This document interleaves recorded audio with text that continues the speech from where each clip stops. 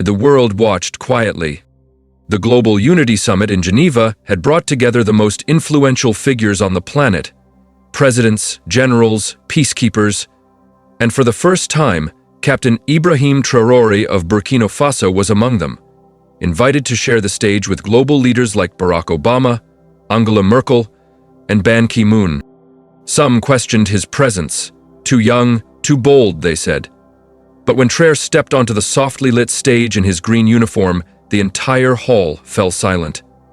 His demeanor was composed, but behind his steady gaze lay deep emotion. He wasn't there just as a head of state. He carried with him the hopes of a nation that had endured hardship, fought for justice, and never stopped believing. Then something unexpected happened. Obama rose from his seat, walked toward Traoré, and without saying a word, embraced him. A quiet, firm hug. Gasps rippled through the audience. Cameras flashed. The room stood still. And as Traoré leaned in, Obama whispered something, too quietly to be addressed to the room, but a nearby microphone picked it up. The audio wasn't intended for public ears, but it had been recorded. What he said would spark worldwide speculation. It lasted just 6 seconds. Initially, no one paid attention, but backstage, a live-stream technician named Leo noticed something odd in his headset. He rewound the recording. Then again. And again. His hands began to shake. Turning to his supervisor, he said, "You need to hear this." Security was alerted. The event director ordered a full review. But it was too late. The clip had already been pulled from the stream and leaked online. Obama's voice was soft, but clearly audible. "You're not just leading Burkina Faso. You're about to lead the world. But they're going to try to stop you. They tried to stop me, too." And then, one final sentence. "You have less time than you think. Be ready." The internet erupted. What did it mean? Who was they? Why less time? Speculation grew. Was it a warning? A sign of support? A prophecy? What stood out most was Traoré's expression after the hug, like someone who had just learned something life-changing. That night, Captain Traoré sat alone in his hotel room, staring at the ceiling. The clip had gone viral. His phone wouldn't stop buzzing. Journalists waited outside his door, but his thoughts were elsewhere, replaying Obama's words over and over. "You're about to lead the world." Was it simply a compliment or a serious warning? Back home in Ouagadougou, his mother called. Her voice was anxious. "Son, people are worried. What's happening?" He had no clear answer. What no one outside his inner circle knew was that just 2 days earlier, an anonymous note had appeared in his office, slipped quietly under the door. No name, just 5 typed words. "They know what you're planning." Suddenly, everything felt connected. Was Obama offering protection or cautioning him to pull back? Meanwhile, outside, tensions were rising as demonstrators clashed in the streets. Tsunamis rallied while the media dissected every word. Some accused Obama of fueling a political storm. Others hailed Traoré as Africa's emerging voice. But deep down, Traoré sensed that something far bigger was unfolding. Something that speeches or armies could not stop, and the world wasn't prepared for it. At 2:11 IEM, the hotel phone rang. Traoré assumed it was his aide, but the voice on the other end wasn't from his team. It was Michelle Obama. "Captain Traoré," she said quietly, "Barack asked me to call you. He doesn't have his phone, but he wanted you to know. You need to leave, now." Traoré sat upright, his chest tightening. "Why?" he asked. "I know what he told you," Michelle answered, her voice slightly shaking. "There are people at that summit who aren't who they claim to be." A chill went through him. Just 20 minutes later, the hotel fire alarm blared. He grabbed his jacket, ran down 14 flights of stairs and stepped outside, only to find black armored vehicles waiting. No smoke, no flames, just silence and unmarked men emerging from the cars. He didn't return. That night, He stayed hidden in a small apartment arranged by a student group. They brought him tea, blankets, and quiet. Alone in that space, far from the spotlight, Traoré stared at the ceiling and quietly asked himself, "What, exactly, have I become part of?" 3 days after the embrace with Obama, the internet unearthed something unusual. A Kenyan journalist posted a photo taken just moments before Obama whispered to Traoré. At first, it appeared routine, until someone zoomed in. A small silver pin was visible on Obama's lapel, the same one Julius Nyerere had worn in 1977, on the day he warned about foreign influence in African unity. It didn't seem accidental. The post went viral. Commenters questioned, was Obama sending a message about Africa's future? Is Traoré the chosen heir of a quiet movement? In Burkina Faso, youth held candlelight vigils in the streets. Some cried, others danced. Traoré had become more than a leader. He was a symbol of hope for those longing for change and of worry for those thriving in disorder. Meanwhile, in Geneva, Traoré received an unmarked envelope. No sender, no stamp. Inside was a printed photo of him embracing Obama. Written in red ink, "They're watching both of you now." He held the photo close. The world assumed he had all the answers. In truth, he was just starting to grasp the weight of his journey. Okay. That evening, while silently watching the news, a volunteer quietly slipped another envelope under his door. Again, no markings. When he opened it, his breath caught. It was a letter from his late father, Colonel Sadou Traoré, the same man who had died nearly 15 years earlier in what had been described as a tragic military accident. Ibrahim had always believed it was sabotage, but no evidence had ever surfaced. The letter was aged and faded, but the handwriting was unmistakably his father's. And if you're reading this, you've found yourself at a moment of global duty. Don't run. Don't fear it. You were born for this. The world will test you, maybe even betray you. But your power isn't in weapons, it's in your spirit. When you step onto the world stage, do it for those the world forgot. Tears ran down his face. He read the words over and over. In that instant, everything connected. The quiet words from Obama, Michelle's late-night warning, the fire alarm, the photo marked in red ink. This was no longer politics. It was legacy. And somehow, Obama had seen it. Inside that modest apartment in Geneva, Traoré lay awake. He clutched his father's letter to his chest. The memories came flooding back. He was 9 years old, barefoot, standing in the dust of Bondokwi, watching his father march off in uniform before heading down the road. His father knelt beside him. "Long day," he said. "You'll be invited into rooms not designed for you. Don't be afraid. Walk in with confidence. Speak as if your voice belongs there." Those rooms were real. And Obama's quiet words had stirred something deep within him.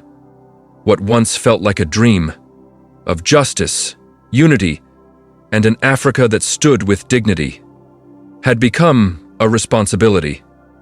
But it wasn't one he could carry alone. That night, he made a choice. He called his team and said, "Cancel my flight. I'm staying in Geneva for now." When asked why, he replied quietly, "There's something happening beneath the surface. I need to understand who's behind it." He didn't yet realize he was under surveillance, or that the next message would come from someone he had once trusted with his life. As dawn broke over Geneva, a secure message came through an encrypted channel. It was from Commander Yassine Doumbia, his longtime ally from the Burkina Faso military. They had trained and served together. Yassine had once taken a bullet for him, but now his message carried a chilling warning. "Brother, forgive me, but your name is on a list. You're being labeled a global agitator. Some international envoys are quietly working to discredit or remove you before you can shift the balance of power. I had to let you know." Traoré stared at the screen, motionless. This was no longer just about politics. It was about survival. The moment with Obama hadn't been symbolic. It had sparked something. The microphone had captured more than a whisper. It had stirred fear in those who benefited from Africa's silence. He sat in stillness, staring at a blank wall. Then, with shaking hands, he typed back, "Thank you, Yasin, but I'm not running. I was born in fire. Let them come." Outside, the sky darkened. Inside, Traoré whispered, "The world will finally see us, even if it costs me everything." 3 days had passed since the embrace. The media attention hadn't faded, it had grown. Every major outlet, from CNN to Al Jazeera, kept replaying the clip. Social media was flooded with hashtags, The Whisper, Yama, Traoré. Still, Barack Obama remained silent. Until now. At a closed-door roundtable with youth leaders in Brussels, a Nigerian journalist stood and asked plainly, "Mr. Obama, did you mean to spark a movement?" The room fell quiet. Obama took a breath, glanced at his hands, then said slowly, "There are times when history places its hand on someone's shoulder. I saw that moment in Captain Traoré." He didn't explain further, but that single line was enough. The internet erupted once more. Across Africa, people held vigils, sang in the streets, waved both Burkina Faso and Pan-African flags. Schoolchildren began calling Traoré Africa's flame. In Geneva, Traoré watched the clip with tears in his eyes, not because of the recognition, but because he realized, "This is no longer about me, it's about every child told they don't belong at the table." He stood up, he was ready. Meanwhile, in a small apartment in Accra, Ghana, a young investigative journalist named Ama Pa hadn't slept in 72 hours. She was the first to isolate and enhance the background audio from the summit's microphone feed. She played it back. Obama's whisper, "You carry more than your country now. Don't let them silence you." Her heart pounded. Ama wasn't drawn to political drama, but this wasn't rumor. This was history unfolding in real time. She uploaded a private YouTube video with the enhanced audio and sent it to a trusted BBC contact. Hours later, her door burst open. 2 men in black suits stormed in. "Delete the file, now." She refused. One of them shattered her laptop. The other warned her, "You have no idea what you're dealing with." But Ama already understood. This wasn't just about Obama or Traoré. It was about a shift the world wasn't prepared for. Grabbing her backup drive, she ran barefoot into the street. She wasn't just safeguarding the audio anymore, she was protecting the truth and her life. And far from Accra, someone unexpected was about to help her. At a cafe in Brussels, Ama met her contact, an older woman wearing a scarf and glasses. She introduced herself gently, "Call me Miriam." But Ama knew Miriam's true identity. She had once served as a diplomat for the European Union, disappearing from public life after leaking a confidential report that revealed how African reformers were being quietly excluded from global economic agreements. Now, living in hiding, she was still deeply involved in the struggle. "They're coming after me," Ama whispered. "I have evidence." She wasn't just scared. She was holding something serious, something threatening. Miriam reached across the table and gently held Ama's shaking hand. "Then we release it," she said. "But not yet." She glanced around the room, her eyes alert. "If we drop this now, they'll cover it up with misinformation. We need the world to be ready to hear the truth." Her phone buzzed. A secure message appeared from an unexpected contact. "Traoré." 2 simple words. "I know." Miriam stood up. "We have supporters in places you'd never expect. But if we move forward, Ama, you may never return home." Ama hesitated, then nodded. "Sometimes, truth doesn't lead to safety. It leads to exile." And somewhere within him, Traoré was preparing for the fallout he knew was coming. Back in Geneva, Ibrahim Traoré sat quietly, holding a worn envelope. It had been delivered by private courier, no sender listed, but he recognized the handwriting immediately. It was from his mother. She had never written to him, not since the coup, not since he wore the uniform that brought her both pride and worry. He opened it. Inside was a single sheet. "My son, I saw the video. I saw the hug. I saw your face. I remember when you were 12 and cried after being called poor at school. I remember how you clenched your fists, but didn't fight. You said, "One day I'll wear a uniform that protects even the children who mock me." I saw that same fire in your eyes last night. Don't let it fade. Not for power, not for fear, not for anyone. Tears welled up. She had never said she was proud. But in that moment, her words, honest and clear, were more than enough. He folded the letter, pressed it to his chest and whispered, "Mama, I won't let you down." 2 days after the now famous whisper clip went viral, global media turned their attention to an unlikely location, a rural school in Dori, northern Burkina Faso. A journalist had asked Ibrahim Traoré, why did Amma mention the children? What was behind the whisper? He didn't respond. Instead, he boarded a plane. When he arrived, villagers gathered silently as he walked into an old classroom, his first. The chalkboard still held faded math problems. At the back of the room, he found a desk with a small engraving, "It, 2003. The teacher who once taught him stood outside in tears. She recalled how he used to share his lunch with a classmate who had none, even when he barely had enough himself.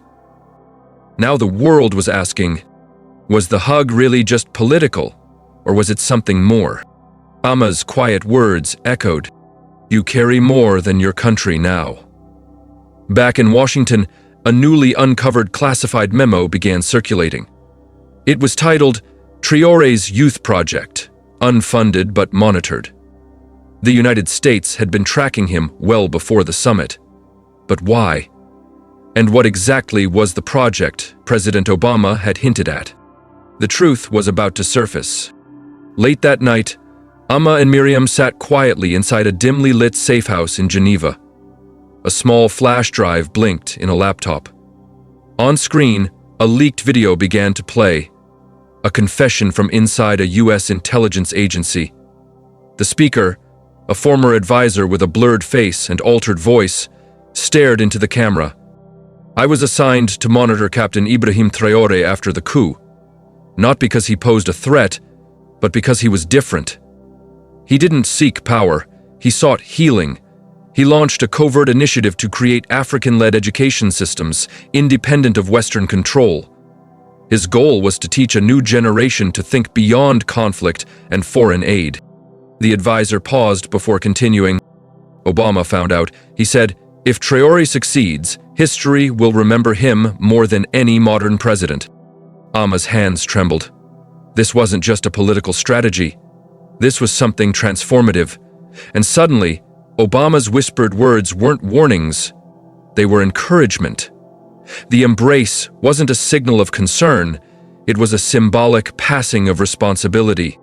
But now, the truth was out, and not everyone wanted this vision to grow. In a secure chamber beneath the United Nations building in New York, 3 world leaders sat in silence.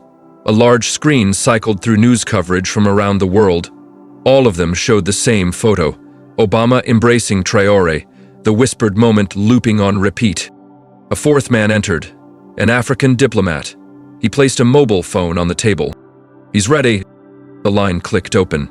Traoré's voice came through, calm and resolute. "I know you tried to prevent this. I'm aware of the surveillance, the quiet threats, and the deals made behind closed doors. But I have nothing to hide. This summit was meant to foster unity. So let me be clear. Africa will no longer be treated like a dependent child. We will rise, with self-respect and on our own terms." One of the leaders at the table muttered quietly, "We underestimated him." Meanwhile, Obama, sitting alone in his office, watched the events unfold on live television. A quiet smile crossed his face. "Good," he whispered.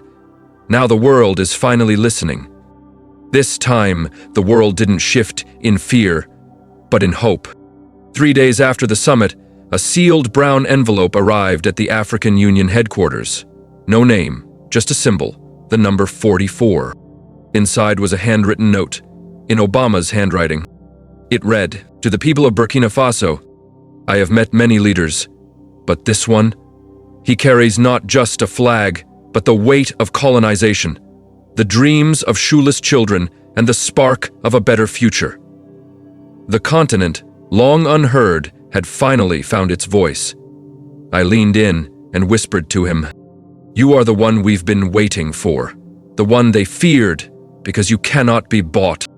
And I meant every word. Protect him. Learn from him, because if he succeeds, you all rise with him. By midday, the letter had surfaced online. People everywhere began calling it the second Mandela letter. In Ouagadougou, crowds filled the streets not in protest, but in prayer. In Washington, Paris, and London, silence. A single whisper had disrupted decades of power dynamics. And for the first time in recent memory, the world was truly listening to a voice from Burkina Faso. In a quiet village near Kaya, a 12-year-old boy named Sadou sat by a small solar-powered radio. His father had died defending their land. His mother sold mangoes to keep him in school. Sadou didn't fully grasp the story about Obama's whisper, but something stirred in him. He softly said, "If Traoré can do it, maybe I can too." That evening, Sadou wrote a letter, not to Obama, but to Traoré. "Dear Captain, I heard the world heard a whisper, but I heard it in my heart too.